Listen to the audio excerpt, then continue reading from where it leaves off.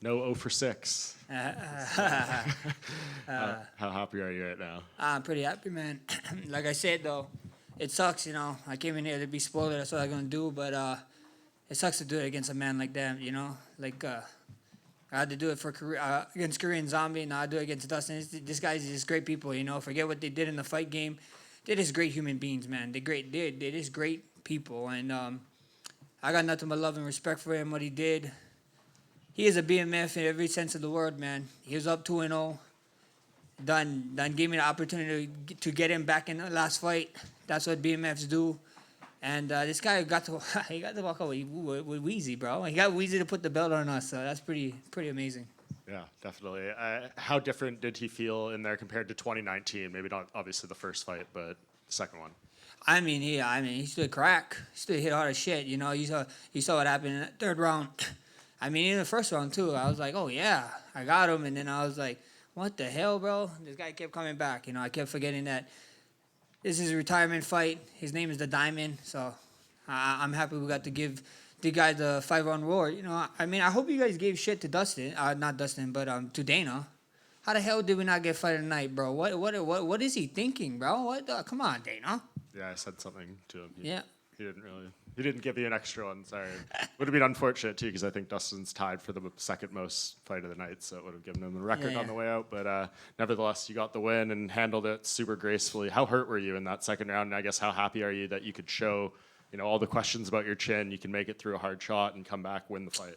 I mean, yeah, I was pretty hurt, bro. I can't say nothing. You know, at the end of the day, I was calm. I was cool. I was just chilling. So I was happy that we got it done over there. Yeah. If he didn't go for that guillotine and kept punching, would he maybe have you in real trouble there?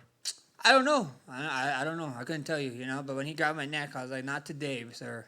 Not today, bro. You ain't getting your bronze statue in front of your house. Not on me, bro. You already submitted my ass one time. Yeah, for sure. I guess how much did you learn from the Volkanovski trilogy that you were able to take and to apply to Fight 3 here?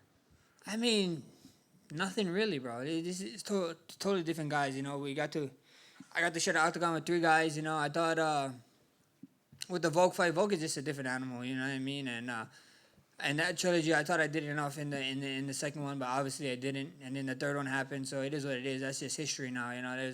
There's no reason to be sulking in the past, you know, or worrying about spilled milk.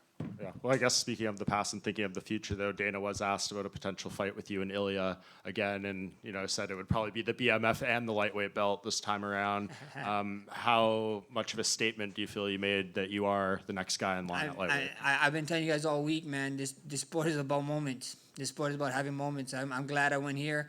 I did this moment, and we see what happens. You know, if it's Ilia, you know, the ball is in UFC court. You know, I mean, I'm down forever.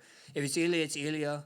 If it's you know the guy that he just beat, Oliveira, I have history with him. The whole top 10. There's a lot of fun fights for me here at lightweight, and I'm excited. And just recap the point down moment this time around. Dustin was saying you were both looking up at the clock. Yeah. When I saw Dustin looking at the clock, I heard my corner say 30 seconds. And I saw Dustin looking at the clock. I was like, this motherfucker's going to try to point down before me. You know what I mean? So I'm glad he let me do the point down. We did it, and that was fun. And he kind of admitted you got the better of it, and he was forced to clinch up with you. So 2-0, 3-0 on the point downs, I guess you are. It is. Yeah, it is what it is. How? I mean, it looked like it was a big part of the game plan, but how important were those body kicks for you tonight? It was huge. You know, I think so. The body kicks was the game changer, man. I think I landed some good ones, and he was saying too, oh, that was a good one in there. So at the end of the day, I think those body kicks help a lot. Yeah. When you we just saw you at this weight, and you said about this camp, you really didn't have to worry about going back down and all that sort of stuff, so you could put on more size. It did look like you were hitting harder than perhaps we've seen you hit before. Did you feel stronger in there? Oh, for sure, bro, for sure. After I hit him in the first round, I was like, oh my gosh, we might be out of here early, and then. And he reminded me, you know what I mean? He reminded me, I'm the Diamond. This is my retirement fight. I ain't going nowhere. So that guy is tough as nails, man. Yeah. When I remember in the lead up to the first fight with Ilia, he brought his own BMF belt and stuff like that. Now, after this point, do you think he's earned a BMF fight? Oh, for sure. You know, at the end of the day, when the UFC didn't put it up, it is what it is. You know, but it it just makes no sense what he's doing, walking around with it or whatever. You know, did you see Islam walking around with a champion belt after beating Volk 2 times? You know what I mean? Like, it is what it, like, the belt was on the line. Get over it, brother. You know, like, why you spend money on a damn fucking belt? You know, that's just crazy to me. I know you're rich now, but come on, that is a waste of money. When you point down to the ground and the other guy sort of it does end up engaging in the clinch, is part of you disappointed because they negate the moment, or do you think, well, I get it, I just landed about 5 punches on you? No, it happens. It happens, you know. I land a couple good shots.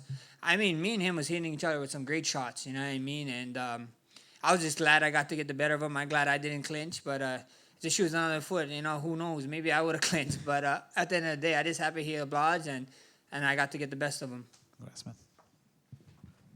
Max over here. Congrats on the victory. Obviously, your coaches have played such a big part in your life, even though they're pretty low key. What's the biggest thing they've taught you outside of fighting? Just be a good person. Be a good person, you know, and they're great guys, you know what I mean? They keep me in check. I mean, I can't say enough nice things about them, you know. I love them. They look at me like I'm I'm their kid, you know. I met these guys. They're all 10 plus years older than me, and I met these guys when I was a young kid, when I was 19, 20, and look at me like I'm a child to them. So I got nothing but love for them, man. I owe them a lot. Congratulations. Thank you. Max back here. You know, you kind of embraced that villain role of, you know, being the spoiler on Dustin's homecoming, his retirement fight. But just talk about the atmosphere from this crowd that got behind their hometown kid, and how cool was that? I loved it, man. I loved it. I know I had to beg for the booze, and I'm glad I did. I'm glad I did. I'm glad I got it. You know, he deserves it. Like I said, if this was in Hawaii, brother, you guys getting booed, you know. I was just talking to Chris Weidman. Chris Weidman, he married a girl from my part of town, Waianae, but like more specific, when my wife is from Macau. His wife is from Macau. And I told Chris Weidman, if I ever fought you in Hawaii, they'll boo your ass. And he's like, my family probably boo my ass. So that's just how it is, you know, that's how it would go. Thanks, Max. Congrats. Max, just one quick one. One thing that stood out about me after the fight was your son. He came into the cage. He went right up to Dustin, shook his hand, gave him a hug. Very respectful, man. Oh, yeah. How important is it for you to raise your son just like that, to be super respectful within the sport? Awesome. I think my son's a better person than me, to be honest, you know. He got his mother that takes really good care of him, my wife, Alessa, and he's a great human being, you know. And finally, at least the last time we saw him, he was crying, so I guess he got to get one back, at least hugging Dustin, not crying. Thank you, man. All good? Perfect. Thank you, guys. Ain't no funeral like I told you guys.